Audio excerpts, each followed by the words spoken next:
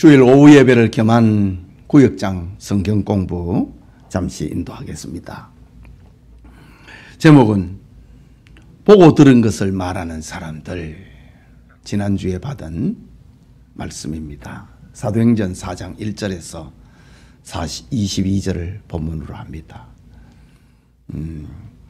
설교 본문이 또 이 주보에 실려 있고, 그리고 구역 공부 내용의 문제가 또 주보의 한편에 있습니다.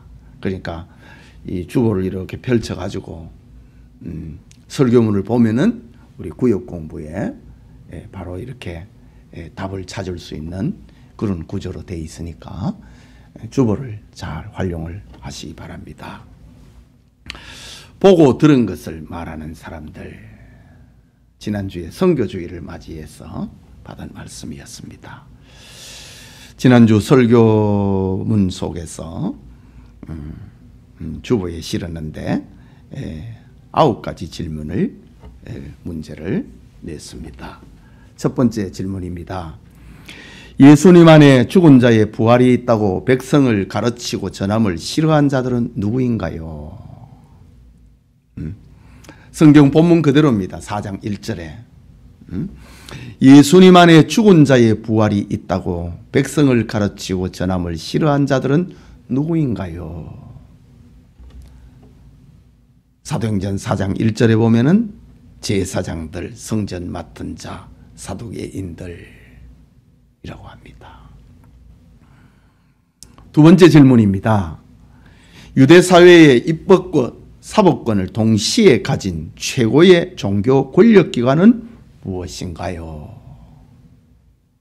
여기에서 예수님도 재판했고, 여기에서 지금 설교하고 있는 두 사도들을 붙잡아서 감옥에 가둬놨다가 이튿날 재판장에 세웠습니다. 유대 사회의 입법권, 사법권 분리가 돼야 되잖아요. 민주주의는 입법, 사법권 분리가 되잖아요. 그런데 입법권과 법을 만드는 것과 법을 집행을 하는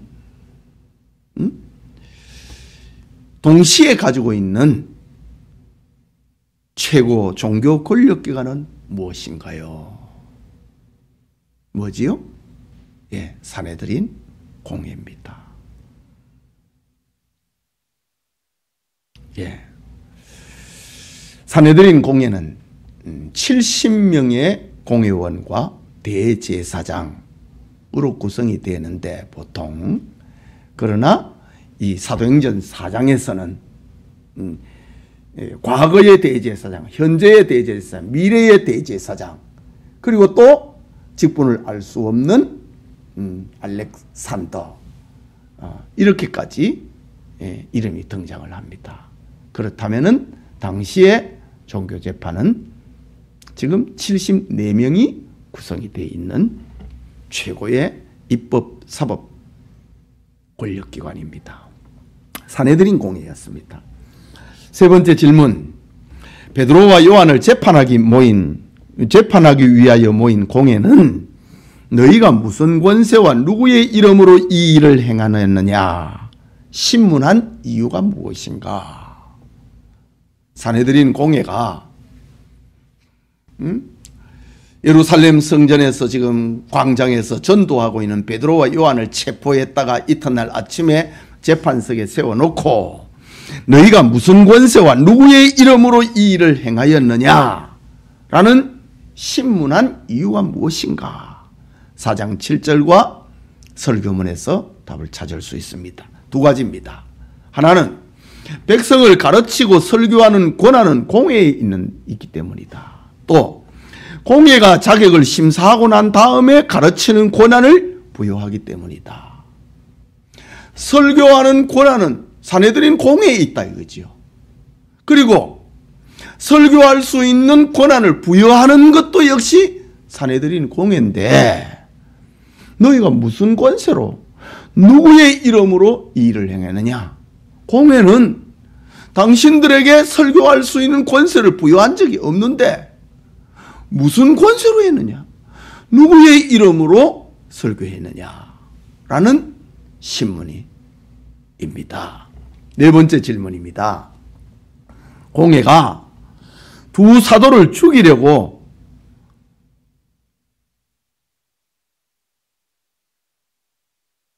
두 사도를 죽이라고 재판할 수 없었던 이유는 무엇인가요? 죽이고 싶지요. 그런데 두 사도를 죽이지 못했던 이유가 무엇인가?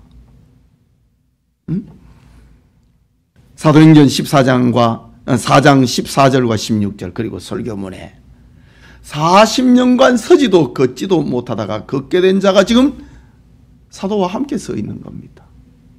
뿐만 아니라 기적의 목격자들이 많이 있기 때문에 이거를 부인할 수 없기 때문에 베드로와 요한을 죽이고 싶었는데 못 죽이는 거예요.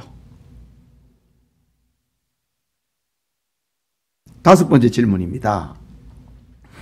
예수님의 이름으로 기적이 일어나는 사태를 막기 위한 공회의 공석한 재판은 무엇인가? 죽이고 싶었는데 못 죽이고 이제 풀어줘야 되는 거예요. 풀어줘야 되는데 예수님의 이름으로 설교하지 마라 이거지요. 그들의 공색한 재판입니다. 그 재판의 내용이 뭔가? 답이 예수의 이름으로 말하지도 말고 가르치지도 말라. 왜?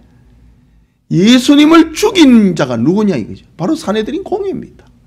여기에서 재판해가지고 재판은 하는데 사람을 죽이는 것은 로마의 허락을 맡아야 되는 죽이는 문제에 있어서는.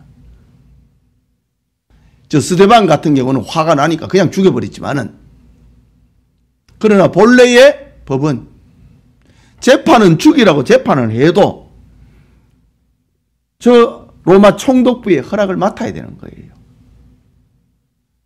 산헤드린 공회에서 예수님을 죽이려고 결정을 하고 그들이 예수님을 끌고 로마 빌라도 재판장에 가가지고 죽여달라고 했습니다. 그런데 예수님이 부활하신 거예요. 지금 예수님의 이름으로 40년 동안 걷지도 서지도 못하는 자가 지금 일어난 거예요. 이건 베드로와 요한을 죽이고 싶은데 지금 기적의 당사자가 그 옆에 서 있고 이런 상황에서 베드로와 요한을 죽이면은 말이 아니죠. 안 통하지요. 그러니까 못 죽이는 겁니다. 그러면서 궁색한 그들의 재판은 무엇인가? 협박을 하는 거지요. 그래갖고 예수의 이름으로 말하지도 말고 가르치지도 말라. 이렇게 재판했습니다. 여섯 번째 질문입니다. 생사 여탈권을 가진 공회원들을 향한 베드로와 요한의 자기 변호는 무엇인가? 예수의 이름으로 말하지도 말고 가르치지도 말라고 협박하고 재판을 하니까 베드로와 요한이 생사 여탈권을 가지고 있는 산헤드린 공회를 향해 쓰는 자기 변호는 무엇인가? 아주 유명한 말이지요. 4장 19절입니다. 그리고 설교문에 있지요. 하나님 앞에서 너희의 말 듣는 것이 하나님 말씀을 듣는 것보다 옳은가 판단해라. 누구 말을 들을까? 당신들의 말을 듣는 것, 재판의 말을 듣는 것이 옳은가? 하나님의 말씀을 듣는 것이 옳은가? 지금 산헤드린 공회는 뭡니까? 하나님을 잘 믿기 위한 재판정이거든요. 그 재판 앞에서 이 재판의 결과를 내가 그 말을 들은 것이 옳은가? 하나님 말 듣는 것이 옳은가? 당신들이 한번 판단해 보십시오. 당연히 하나님 말씀을 들어야 되지요. 산헤드린 공회는 하나님의 말씀을 지키기 위한 법정이니까. 베드로와 요한이 이렇게 말을 했습니다. 그러면서 한마디 더 붙였습니다. 우리는 보고 들은 것을 말하지 아니할 수 없다. 참, 오늘 설교 제목이지요. 우리는 보고 들은 것을 말하지 아니할 수 없다. 말할 기라 이거죠. 협박을 해도 죽여도 우리는 말할 것이다. 7번째 질문입니다. 공회 앞에 피고인으로 선 베드로와 요한을 교회사적으로 어떻게 정의할 수 있나요? 설교문에서 답을 찾아야 됩니다. 교회사적인 이 현주소가 뭐냐? 이것은 재판장에 서 있는, 사내들인 재판장에 서 있는 베드로와 요한, 이것은 옛 교회와 새 교회의 충돌이다. 하나님 앞에서 사람의 말을 듣는 것과 너희의 말을 듣는 것이, 하나님의 말씀을 듣는 것이 무엇이 옳은가 판단해라. 우리는 보고 들은 것을 말하지 않을 수 없다.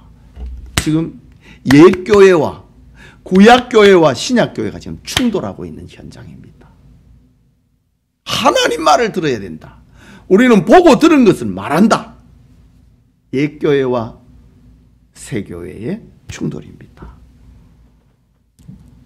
그리고 또 하나는, 이것은 신약교회를 여는 첫 번째 종교재판이다. 신약교회가 어떤 교회냐 이거지요.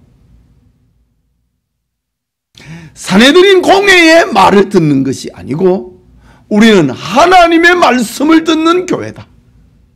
우리는 보고 들은 것을 말하지 않을 수 없는 교회다. 신약의 교회를 여는 첫 번째 재판이었다.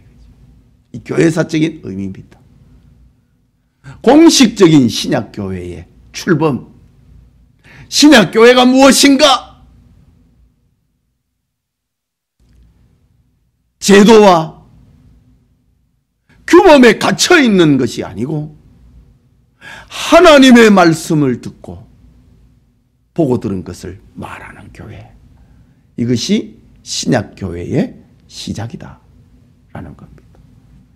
그리고 또 하나는, 성경에서 떠나 형식과 위선에 빠져버린 구약교회를 향하여서 하나님께로, 하나님의 말씀으로 돌아오라는 베드로와 요한의 외침이다. 다시 말하자면 종교개혁입니다. 신앙개혁입니다. 예. 형식과 위선에 빠져있는 구약교회를 향하여서 하나님의 말씀으로 돌아오라고 외치는 종교개혁이다. 루터와 칼빈의 종교개혁처럼 베드로와 요한의 이 외침은 처음 신앙개혁의 외침이었다. 하나님의 말씀으로 돌아와라고 하는 외침이었다. 여기에 은혜를 받은 사람들이 루터와 칼빈이요, 여기에 은혜를 받은 사람들이 오늘의 교회입니다. 끊임없이 하나님의 말씀으로 돌아가야 된다. 그 정신이지요. 8번째 질문입니다. 보고 들은 것을 말하는 사람들은 어떤 사람인가요? 설교에 이 설교를 잘 알아듣기 위해서 셋으로 이렇게 나누어 놨는데 그 대지를 지금 묻고 있는 겁니다. 보고 들은 것을 말하는 사람은 어떤 사람인가요? 하나님의 능력을 체험한 사람들이다. 둘째로, 하나님의 말씀과 뜻을 깨달은 사람들이다. 셋째로, 신앙을 생활로 나타내는 사람들이다. 보고 들은 걸 말한다 이거죠. 하나님의 능력을 체험한 사람, 하나님의 말씀과 하나님의 뜻을 깨달은 사람, 그리고 신앙을 행동으로 나타내는 사람들이었다. 마지막에 9번째 질문입니다. 여러분은 보고 들은 것을 말하는 사람인가요? 묻고 있습니다. 하나님의 능력을 체험하고 있는가? 하나님의 말씀을 깨닫고 있는가? 믿는 것을 행동으로 나타내는가? 그것을 묻고 있는 질문입니다. 예 라고 대답할 수 있기를 축복합니다. 예, 기도합시다. 하나님 아버지, 은혜를 감사합니다. 오늘 이렇게 해가 지나고 이렇게 코로나가 계속되는 가운데